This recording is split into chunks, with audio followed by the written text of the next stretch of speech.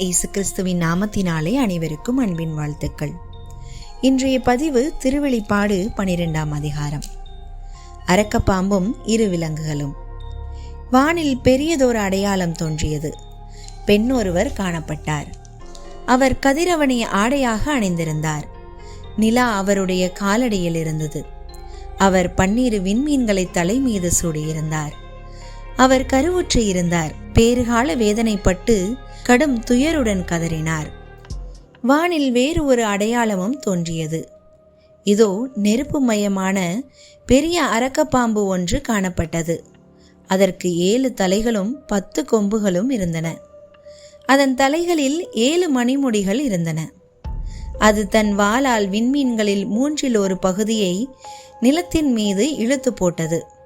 பேறுகால வேதனையிலிருந்த அப்பெண் பிள்ளை பெற்றவுடன் அதை விழுங்கி விடுமாறு அரக்கப்பாம்பு அவர் முன் நின்று கொண்டிருந்தது. எல்லா நாடுகளையும் இருப்புக்கோல் கொண்டு நடத்தவிருந்த ஒரு ஆண் குழந்தையை அவர் பெற்றெடுத்தார். அக்குழந்தையோ கடவுளிடம் அவரது அரியணை இருந்த இடத்துக்கு பறித்து செல்ல பெற்றது. அப்பெண் பாலை நிலத்துக்கு ஓடிப்போனார். அங்கு 1260 நாள் அவரை பேணுமாறு கடவுள் அவருக்கென ஒரு இடத்தை ஏற்பாடு செய்திருந்தார். பின்னர் விண்ணகத்தில் போர் மூண்டது. மிக்கேலும் அவருடைய தூதர்களும் அரக்கப்பாம்போடு போர் தொடுத்தார்கள். அரக்கப்பாம்பும் அதன் தூதர்களும் அவர்களை எதிர்த்து போரிட்டார்கள். அரக்கப்பாம்பு தோல்வியுற்றது. விண்ணகத்தில் அதற்கும் அதன் தூதர்களுக்கும் இடமே இல்லாது போயிற்று. அப்பெரிய அரக்கப்பாம்பு வெளியே தள்ளப்பட்டது. அலகை என்றும் சாத்தான் என்றும் அழைக்கப்பெற்ற அதுவே தொடக்கத்தில் தோன்றிய பாம்பு. உலகு முழுவதையும் ஏமாற்றிய அது மண்ணுலகுக்கு தள்ளப்பட்டது. அதன் தூதர்களும் அதனுடன் வெளியே தள்ளப்பட்டார்கள். பின்பு விண்ணகத்தில் ஒலித்த பெரியதொரு குரலை கேட்டேன்.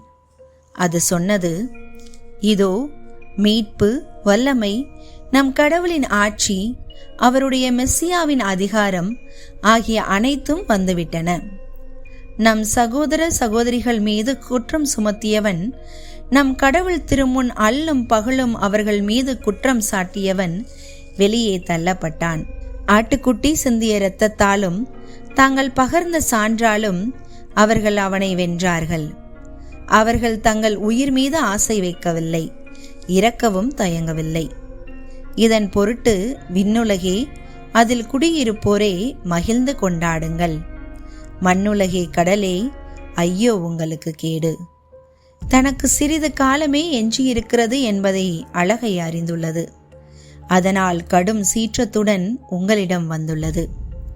தான் மண்ணுலகுக்கு தள்ளப்பட்டதை கண்ட அரக்க பாம்பு ஆண் குழந்தையை பெற்றெடுத்த அப்பெண்ணை துரத்தி சென்றது. ஆனால் அப்பாம்பிடமிருந்து தப்பித்து பாலை நிலத்தில் அவருக்கென குறிக்கப்பட்டிருந்த இடத்துக்கு பறந்து செல்லுமாறு பெரும் கழுகுகளின் சிறு இறகுகள் அவருக்கு அளிக்கப்பட்டன. அங்கு அவர் 3½ ஆண்டு காலம் பேணப்படுவார். அப்பெண்ணை வெள்ளம் அடித்து செல்லும் பொருட்டு அவர் பின்னால் அப்பாம்பு தன் வாயிலிருந்து ஆறு போல தண்ணீர் பாய்ந்தோட செய்தது. ஆனால் நிலம் அப்பெண்ணுக்கு துணை நின்றது. அது தன் வாயை திறந்து அரக்கப்பாம்பின் வாயிலிருந்து பாய்ந்த வெள்ளத்தை குடித்து விட்டது. இதனால் அரக்கப்பாம்பு அப்பெண்ணின் மீது சினம் கொண்டு அவருடைய எஞ்சிய பிள்ளைகளோடு போர் தொடுக்க புறப்பட்டு சென்றது. அவர்கள் கடவுளுடைய கட்டளைகளை கடைபிடித்து இயேசுவுக்கு சான்று பகர்ந்தவர்கள். அரக்கப்பாம்பும் கடற்கரையில் நின்று கொண்டிருந்தது. இது ஆண்டவர் வழங்கும் அருள்வாக்கு.